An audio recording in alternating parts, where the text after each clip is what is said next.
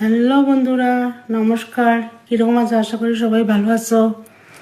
ভিডিওটা টানিয়ে আমার একটা কথা শুনো। আমি আজকে একটা কথা কইতে চাই।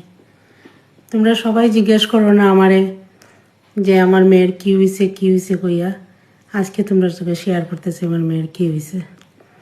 আমি একটা ডোনার, আমার মেয়ের কিডনির প্রবলেম আসলো, 2টা কিডনি তাই ড্যামেজ আসলো। তাইরে আমি নিজে কিডনি দিছি। 4 বছর পর্যন্ত তাই কিডনির প্রবলেম আসলো, ধরা পড়ছিল। করোনা যখন শুরু হয়েছে, করোনার পরের বছর 2020-এ গিয়ে তার ধরা পড়ছে করোনা। তারপরে গিয়া তাইরে আমরা ট্রিটমেন্ট করাইতে লইয়া গেছি, অনেক জায়গাত নিয়ে গেছি। চেন্নাই নিয়ে গেছি, হায়দ্রাবাদ নিয়ে গেছি, দিল্লি নিয়ে গেছি, আর গুয়াহাটি দেখাইছি, সব জায়গায় দেখাইছি।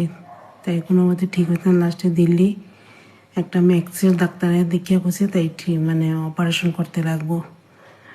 তারপরে গিয়ে তাই অপারেশন করাইলাম। ওই তখন ডোনার লাগবো কইছে। তারপরে গিয়ে আমি নিজের কিডনি দিলাম, দেওয়ার পরে তাই এখন সুস্থ আছে। মানে কীরকম হইলো কি না হইলো, কেমনে করাইলাম, এগুলো তোমরা সব আগের ভিডিও তোমরা সব কিছু জানাইমো।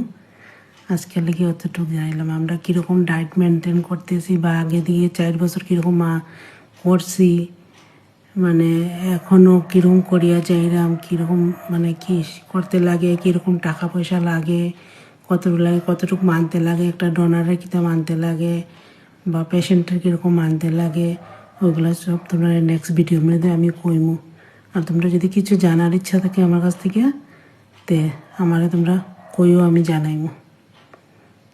তোমরা আমার কমেন্ট করিও, আমি তোমরা রিপ্লাই করবো। Thank you.